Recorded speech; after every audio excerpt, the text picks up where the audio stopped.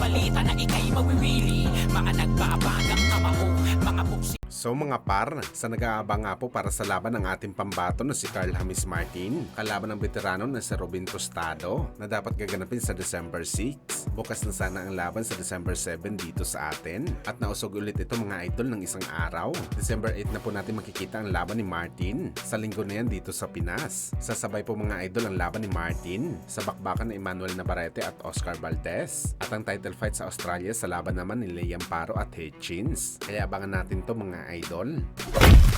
Samantala tuloy naman po mga idol, ang bakbakan ng ating pambato sa middleweight na si Wiljon Mindoro, kalaban si Joel Camilleri at sa kakatapos lang po ng weigh-in mga idol ng dalawang fighter. Parehong pasok naman po sila sa tamang timbang at makikita natin mga boss sa weigh-in na full support talaga ang ating pambansang kamao Manny Pacquiao kay Wiljon Mindoro. Si Pacman mismo ang nagrepresenta sa titulo na paglalabanan ng dalawang fighter.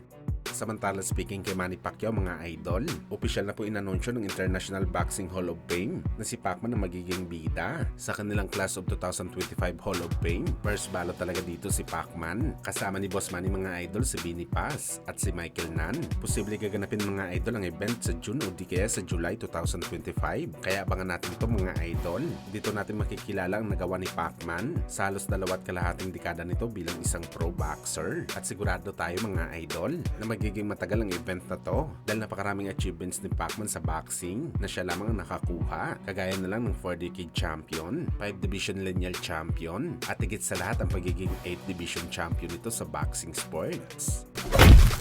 Samantala matapos nga po mga idol, inanunsyo ni Gervonta Tank Davis ang kanyang retirement matapos ang 3-fight deal nito sa 2025 at isa daw sa mga dahilan ni Tank Davis mga boss kung bakit napagdesisyonan nito na magretiro na dahil mayroon na daw siya bagong anak at gusto daw nito maging focus na maging tatay at isa pa daw mga idol, wala naman daw makakatalo sa kanya sa lightweight division. Bagamat ayon naman sa mga boxing fans mga boss, isang alibay lang daw talaga ni Tank Davis ang pagretiro nito sa boxing sports na maaga. Ang tunay daw talaga na dahilan mga idol kung bakit gusto nito mamahinga sa aksyon dahil nauubusan na daw ito ng choice sa kanyang makakalaban sa bakbakan. Kumbaga wala na sila makukuha na kalaban na pwede nito i-cherry pick dahil halos lahat na may pangalan na sa 140 pounds na nauna na ito umakyat kay Tank Davis. At syempre natatakot daw si Tank Davis na umakyat ng dibisyon dahil malalakas at malalaking fighter daw ang nasa 140 pounds. Masyadong maliit daw si Tank Davis sa super lightweight at ito ang dibisyon na hindi pwede maka-cherry pick si Davis. At higit sa lahat magbigay ng rehydration clause sa kalaban. Kaya imbis daw makipag-compete sa 140 pounds si Tank Davis, mas pipiliin na lang daw nito mga boss na magretero na kaysa mapalaban ito sa mas mataas na dibisyon at malagay sa peligro ang kanyang undefeated record sa bakbakan.